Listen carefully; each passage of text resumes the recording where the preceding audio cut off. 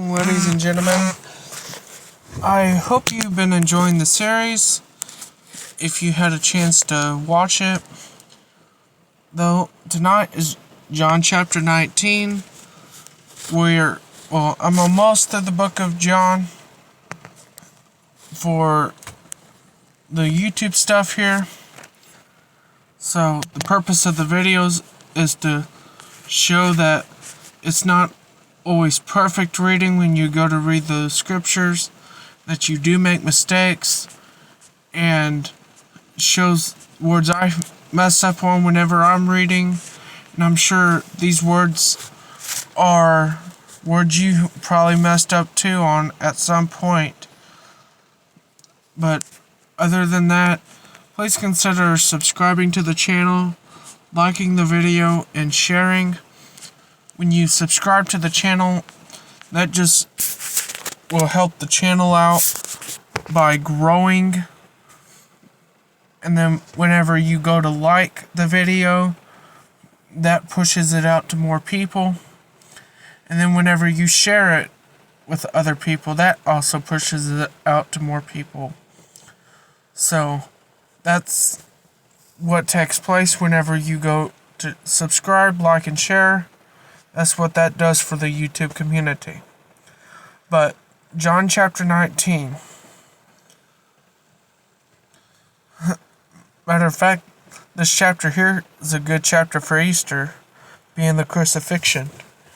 But here we go, John chapter 19.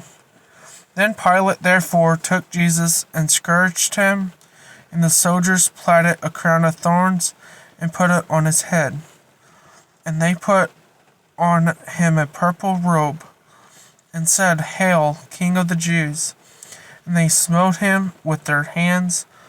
Pilate therefore went forth again, and saith unto them, Behold, I bring him forth to you, that ye may know that I find no fault in him. Then came Jesus wearing a crown of thorns, and the purple robe. And Pilate said unto them, Behold the man. When the chief priests therefore and the officers saw him, they cried out, saying, Crucify him, crucify him. Pilate said unto them, Take ye him and crucify him, for I find no fault in him. The Jews answered him, We have a law, and by our law he ought to die, because he make himself the Son of God. When Pilate therefore heard that saying, he was more afraid, and went again into the judgment hall, and saith unto Jesus, Whence art thou? Jesus gave him no answer. Then said Pilate unto him, Speakest thou not unto me? Knowest not that I had the power to crucify thee, and to have the power to release thee? Jesus answered, Thou couldst have no power at all against me, except it were given thee from above. Therefore, he that delivereth me unto thee hath the greater sin. And from thenceforth Pilate sought to release him. But the Jews cried out, saying, If thou let this man go, thou art not Caesar's friend. Whosoever maketh himself a king speaketh against Caesar. When Pilate therefore heard that saying, he brought Jesus forth and set him in the judgment seat, in a place that is called the Pavement, but in the Hebrew, Gabbatheth. And it was the preparation of the Passover. And about the 6th hour he said unto the Jews, Behold your king. They cried out, Away with him, away with him, crucify him. Pilate said unto them, Shall I crucify your king? The chief priest answered, We have no king but Caesar. Then delivered he him therefore unto them to be crucified. And they took Jesus and led him away, and he, bearing his cross, went forth into a place called the place of a skull, which is in Hebrew the Golgotha, where they crucified him and two other with him, on either side of one, and Jesus in the midst. And Pilate wrote the title and put it on the cross, and the writing was, Jesus of Nazareth, the King of the Jews. This title then read many of the Jews, for the place where Jesus was crucified was nigh to the city, and it was written in Hebrew, Greek, and Latin. Then said the chief priest of the Jews to Pilate, Write not the King of the Jews, but that he said, I am the King of the Jews. Pilate answered, What I have written, I have written. Then the soldiers, when they had crucified Jesus, took his garments and made 4 parts, to every soldier a part, and also his coat. Now the coat was without seam, woven from the top throughout, and said therefore among themselves, Let us not rend it, but cast lots for it, whose it shall be, that the scripture might be fulfilled, which saith, They parted my remnant among them, and for my venture they did cast lots. These things therefore the soldiers did. Now stood by the cross of Jesus his mother and his mother's sister Mary, the wife of Cleopas, and Mary Magdalene. When Jesus therefore saw his mother and the disciple by whom he loved, he saith unto his mother, Woman, behold thy son. Then said he to the disciple, Behold thy mother. And from that hour the disciple took her unto his own home. After this, Jesus, knowing that all things were now accomplished, that the scripture might be fulfilled, saith, I thirst. Now there was set a vessel full of vinegar, and they filled the sponge with vinegar, and put it upon hyssop, and put it to his mouth. When Jesus therefore had received the vinegar, he said, It is finished, and bowed his head, and gave up the ghost.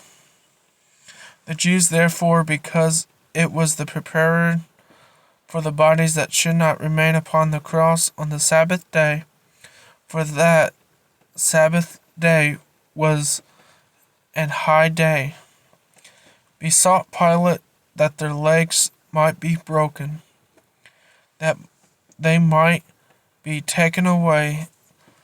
Then came the soldiers, and brake the legs of the first and of the other which was crucified with him, that when they came to Jesus and saw that he was dead already, they broke not his legs, but one of the soldiers with a spear pierced his side, and forthwith came out there out blood and water.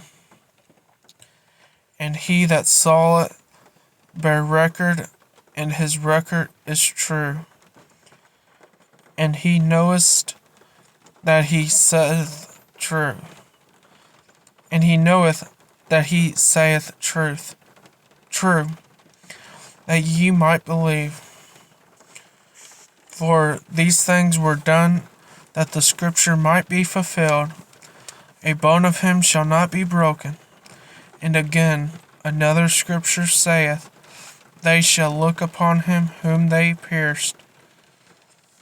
And after this, Joseph of Arimathea, being a disciple of Jesus, but secretly for the fear of the Jews, besought Pilate that he might take away the body of Jesus, and Pilate gave him leave. And came therefore and took the body of Jesus, and there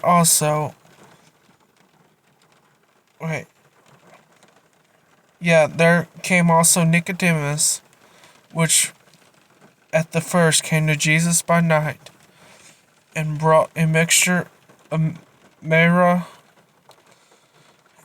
and aloes, about 100 pounds weight. Then they the body of Jesus, and wound it in linen cloth with the spices, after the manner of the Jews is to bury. Now, in the place where he was crucified, there was a garden, in the garden a new sculpture, wherein was never a man yet laid.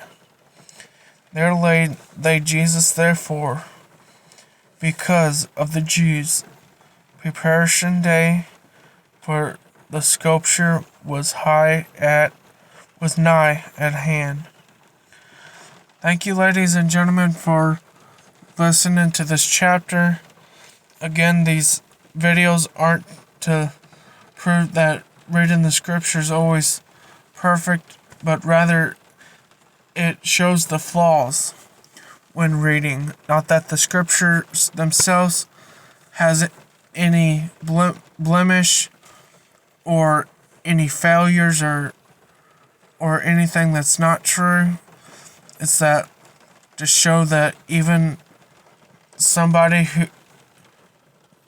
can, again, getting mixed up on my words, but it's to show that anybody can get mixed up on their words when reading the scriptures, not pronouncing words perfectly, as like you might find every other YouTuber that would read the scriptures for videos, that they go to and read it every word by word just perfectly. And that's not the purpose of these videos, but rather to show the reality when reading scripture, that you're not going to read every word correctly, or that you're going to read a sentence without getting your tongue mixed up, or anything like that. But I just wanted to make that clear for the video, and for the rest of these videos. So thank you again for watching, and have an amazing night, and God bless. Catch you all in the next video. Bye for now.